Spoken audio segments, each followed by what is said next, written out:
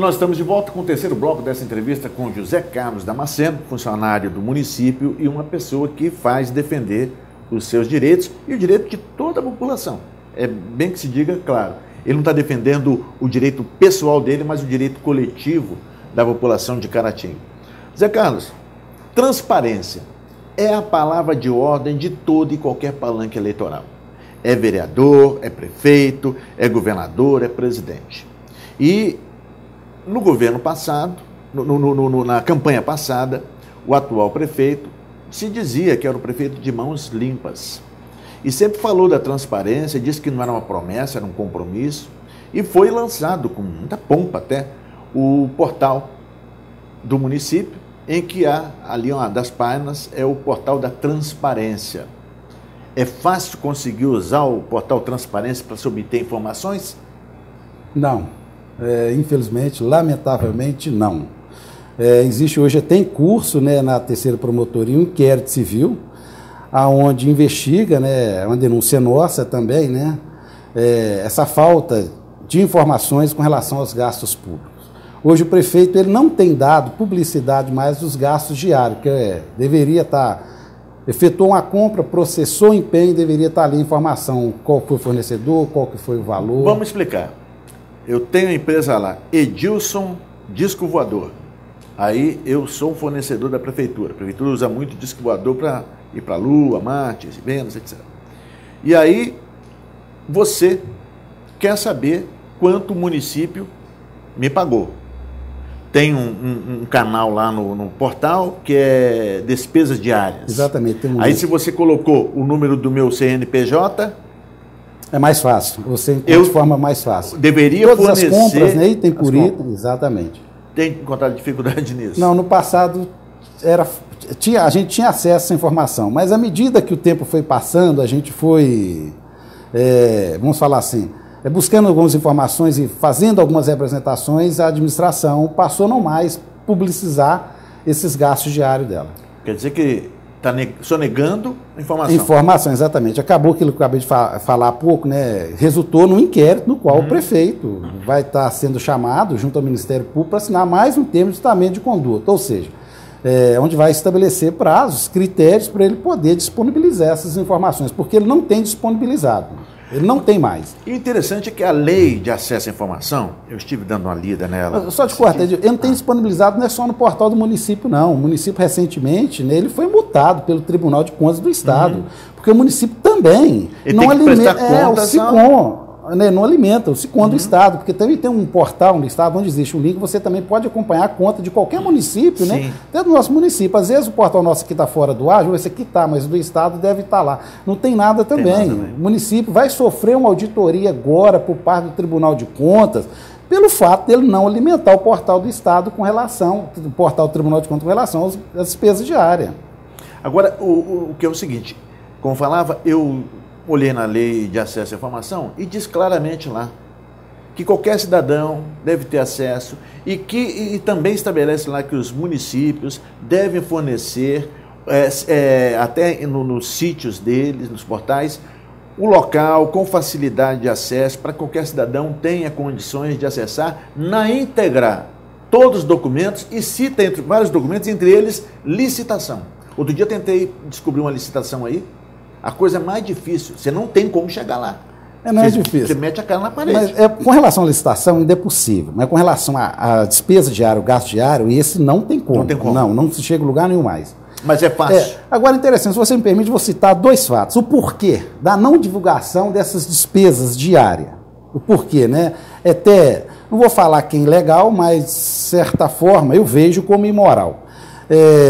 Faz parte dessa denúncia que eu fiz com relação a essa não divulgação das informações dos gastos diários, consta lá no inquérito, né, civil. O município de Caratinga hoje ainda paga aluguel de autoridades, vamos dizer assim, por assim dizer. Ah, é? Paga. O município hoje ele paga o aluguel do sargento do tiro de guerra. É legal? Pode ser, mas é imoral. Aí você vai disponibilizar uma informação.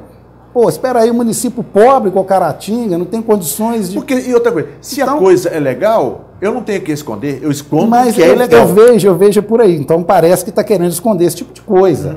Não sei, o cidadão pode... Não, mas não é ilegal. Pode não ser ilegal, mas tá. E quando você vê que não estão querendo divulgar as informações, eu, como cidadão, posso pensar comigo. Espera, eles estão querendo esconder esse tipo de informação. Eles estão querendo que eu fique sabendo que paga o aluguel do sargento do tiro de guerra. E acaba aguçando a sua curiosidade e a intenção exatamente. de saber. Eu vou citar outro caso aqui também, né? Não foi por acaso, né? Mas também a gente só de fato descobriu isso, né? Tem até uma ação popular, o autor dela até o advogado, Carlos Alberto Barac, né, falou: Zé Carlos, deixa essa aqui, que essa, nós trabalhamos ela junto, né, mas essa aqui eu quero ajuizar ela, que ela é um pouco mais complexa. Se esse portal Transparência da Prefeitura estivesse funcionando, a gente teria descoberto isso lá atrás.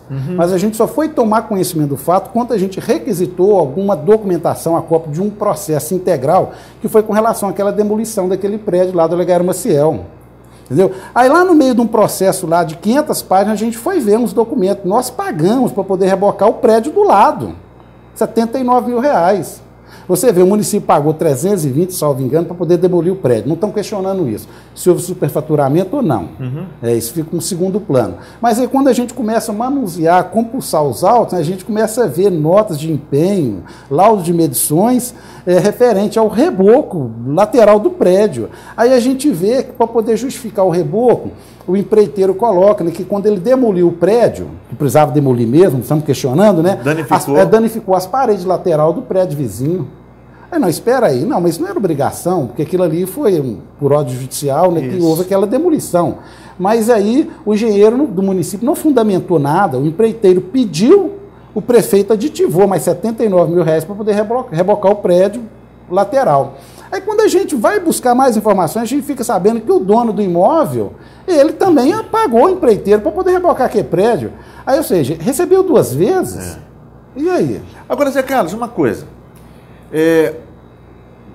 Teve também, no início do atual governo, aquela denúncia da agência de publicidade, a Tem Comunicação. Tem Comunicação Limitada. Você também denunciou aquilo? Aquela denúncia é nossa. Foi mais um trabalho conjunto entre eu, o advogado Dr. Carlos Alberto Barac, né? Eu acho até interessante que eu assisti uma entrevista, né, do prefeito aqui, na TV A Semana, onde ele fala que não existe dolo nas ações, né, nos processos que ele responde. É um direito dele pensar isso, mas o Procurador-Geral do Estado, ou seja, o Procurador de Combate a Crimes cometidos por agente político, não vê dessa forma, não. O prefeito, naquela questão, ele foi denunciado numa ação penal. Ele, juntamente com o ex-prefeito João Bosco, com o funcionário do Departamento de Compra e o dono da empresa Tem. Hoje está em trâmite no Tribunal de Justiça uma ação penal na qual o prefeito é réu. E naquela ação ele também responde, nesse caso daquela fraude processual da TEM, ele responde também uma ação de improbidade aqui. Essa ação o prefeito teve, né, indisponível R$300 mil. Poucas pessoas sabem disso. Sim. Entendeu? Hoje eu brinco assim, eles falam: Zé Carlos, qual que é a situação do prefeito hoje? Fala: não, nós temos um prefeito que hoje ele tem mais de meio milhão disponível pela justiça, ele responde a um ilícito penal, ele já responde a 2 ações de improbidade, ele responde a quase que uma dúzia de inquérito civil. Então, Zé Carlos, e as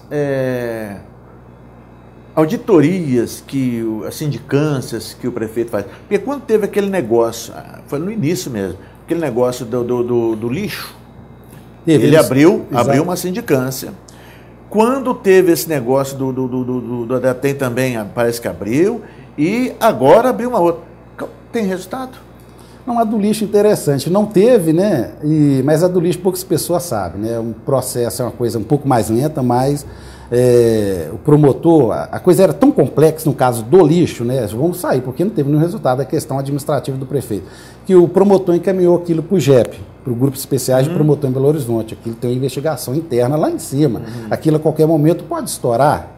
No caso específico, ali é uma força-tarefa, exatamente, né? Com relação àquele lixo, aquilo não acabou, não. Quem pensa, a Santo Pio foi embora, mas deixou esse problema prefeito. A dela está presa. Não, está preso aqui, está sendo investigado pelo GEP. Do mesmo jeito que a Coperminas está indo embora, mas existe também uma investigação por parte desse grupo especial dos promotores. Mas eu acho interessante quando você coloca assim: o prefeito ele sempre instaura uma sindicância para poder apurar, não apura nada. É igual a Câmara. Nós já tivemos também, ali tem a questão, a CPI do lixo. O que a CPI do lixo deu? A CPI dos remédios. O que a CPI dos remédios não deu? Ela nem funcionou. Nós estávamos na eminência agora de dar a CPI, né, das peças, né? Me parece que Betinho assinou, juntamente com mais 2 ou 3 vereadores, também não deu nada. Eu acho que nós vamos ter resultado agora, Edilson, com relação à CPI do funcionário fantasma, da Câmara, né? Eu não sei se você tem ouvido falar. Tem, essa já tem, parece já foi até indicado os membros dela. Salvo engano, o comandante Fausto deve ser presidente dela, o vereador Betinho, o relator, nessa CPI, que ainda está sendo chamada de CPI do fantasma, né? Como é que é isso? Na Câmara. Na Câmara tem de tudo, né? Agora nós vamos ter mais essa. Como é que é? Durante a noite, barulho lá? Tem um inquérito em curso do Ministério Público também, que a gente espera que resulte numa ação, né? Até com devolução também de recursos, porque nós tivemos um advogado que recebeu por quase 2 anos da Câmara, sem nunca ter sido visto trabalhando na Câmara. Era mineiro demais, né? Trabalhava muito em silêncio. E o absurdo, né? Que ao mesmo tempo que ele era funcionário da Câmara, né? Ele também era assessor jurídico numa prefeitura próxima aqui, em Bé de Minas. Aí quando a gente tomou conhecimento do fato, a gente foi ver, de fato, qual era o cargo desse advogado. A gente foi ver, era auxiliar parlamentar. Aí entre as atribuições desse advogado estava lá, abrir e fechar as dependências da Câmara, apagar e acender as luzes. Porteiro? Porteiro. Não, o advogado se deu esse papel, né? Não desmerecendo o porteiro, muito pelo contrário. Mas ele nunca foi visto, foi falado na tribuna por alguns vereadores, diversos funcionários disseram isso. Nós nunca vimos esse advogado aqui na Câmara prestando serviço. E não cumpriu a tarefa de abrir e fechar a porta. Exatamente, de vez em quando eu até parava lá embaixo na recepção para poder conversar com o porteiro, né? Para poder tirar dele, se ele já tinha visto esse advogado porteiro. Mas estou rindo aqui, mas a coisa é séria.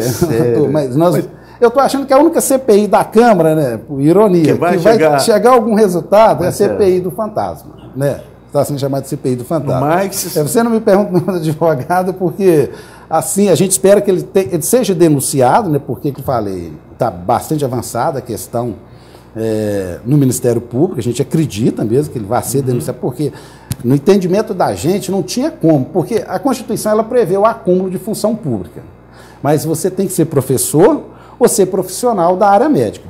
Não tem como, né, o sujeito ocupar um cargo de porteiro, ainda mais ele sendo advogado, e ao mesmo tempo ser assessor jurídico na prefeitura lá no Imbé de Minas.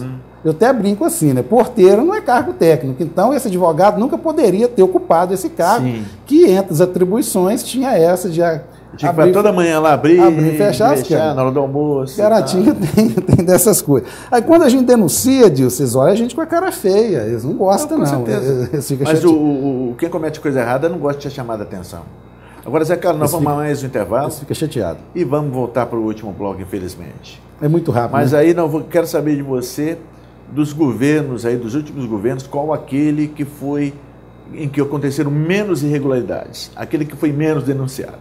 Um momentinho só, telespectador, nós voltamos para ficar sabendo sobre qual é aquele que é o menos piorzinho.